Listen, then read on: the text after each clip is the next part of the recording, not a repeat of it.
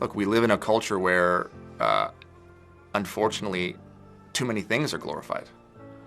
And, we are fighting for attention. We're in an attention economy, and we're in a clickbait world, and everybody is trying to, figure out how to gather attention. Look at the news cycle. It's everywhere around us.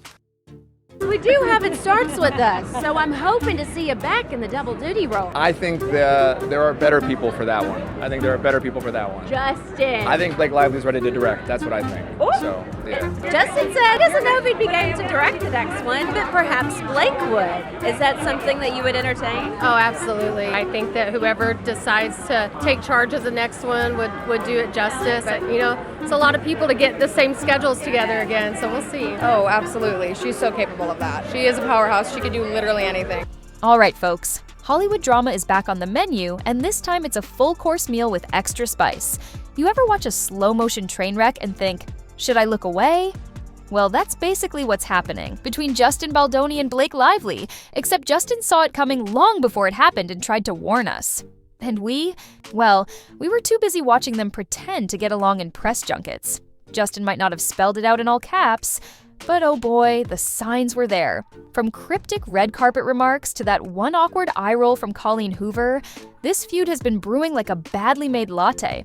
So today, we're counting 10 times Justin Baldoni tried to warn us about Blake Lively, and we just completely ignored it. Stick around till the end, because number 1 is so wild it'll make you rethink everything.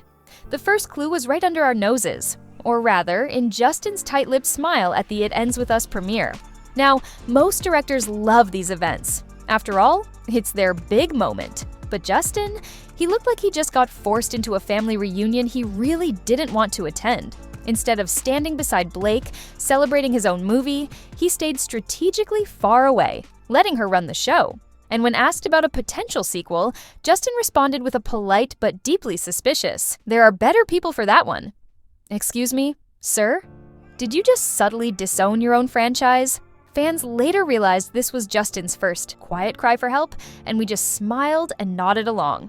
Spoiler alert, that wasn't the last time he hinted at this mess. Colleen Hoover's eye roll of the century. You know things are bad when even the author of the book your movie is based on starts looking uncomfortable. Enter Colleen Hoover, whose reaction to the idea of Blake directing a future project was so shady it could provide free AC in the summer. At a fan Q&A, someone asked Colleen about Blake directing, and instead of saying, "Yes, amazing idea, love it," she gave us the world's slowest, most dramatic eye roll, followed by an awkward smile. Now, eye rolls don't lie. That moment screamed, "I've seen things and I wish I hadn't." And guess who was standing nearby, watching it all go down with a knowing smirk? Yep, Justin Baldoni. At this point, he was basically begging us to see the signs, and we just said, haha, maybe she's just tired. Colleen wasn't tired, she was over it. So here's a fun fact. Press tours are supposed to promote the movie. You know, the one where the stars and directors show up together, laugh about behind-the-scenes bloopers, and pretend they all love each other. Well, someone explained to me why Justin and Blake practically ghosted each other the entire time. Separate interviews, different press junkets, 0 red carpet pictures together. When Blake was promoting, Justin was busy. When Justin was talking, Blake was unavailable. Y'all, that's not scheduling conflicts. That's 2 people who would rather be anywhere but in the same room. And let's not forget, at a book signing, the entire cast showed up, together, except for Justin. Fans were like, weird. But in hindsight, it was another screaming red flag. If Blake and Justin's PR teams had a motto, it would be, "We don't do group projects." Okay, back to that premiere. You'd think the director of the movie would be front and center, hyping up his work, right? Nope. When asked if he'd direct the sequel, Justin let out a nervous laugh, looked at the floor like it held the answers to his problems, and muttered, "I think there are better people for that job." Sir, did you just quit your own franchise? In real time? This wasn't humility. This was a man waving an invisible "help me" sign. We just didn't see it yet. Look, we love a boss woman. But sometimes being a little too hands-on isn't a good thing. Blake has a history of getting very involved in her projects. Not just as an actress, but in creative control, costumes, and even editing. She once admitted that some directors resented her involvement.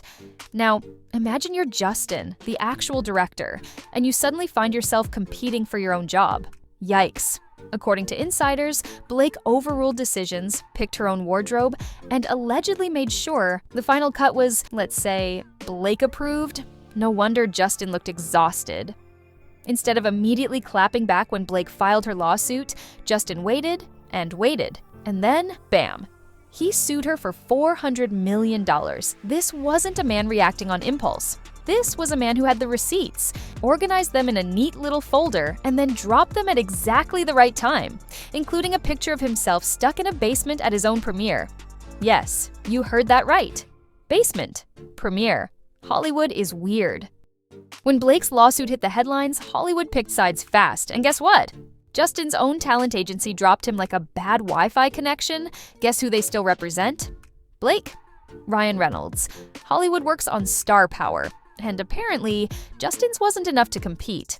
I mean, imagine getting fired from your own agency while they still send Christmas cards to the person suing you. When everyone from the cast to Colleen Hoover mysteriously stopped following Justin, it was clear something shady was happening. Justin didn't call them out, but his face in interviews said it all. Damn, even Colleen? At this point, he should have just put up a billboard saying, "I told you." Every time Justin tried to clear his name, Blake would conveniently drop another lawsuit update, or a source would leak new dirt. Coincidence? Doubt it. Justin saw it coming. We just didn't listen. Before Justin fired back, he let his awkward smiles and avoidance do the talking. And guess what? We ignored every single warning sign. So, did Justin really try to warn us about Blake Lively? Or are we just now piecing together the puzzle? Drop your hottest takes in the comments, because this Hollywood mess ain't over yet.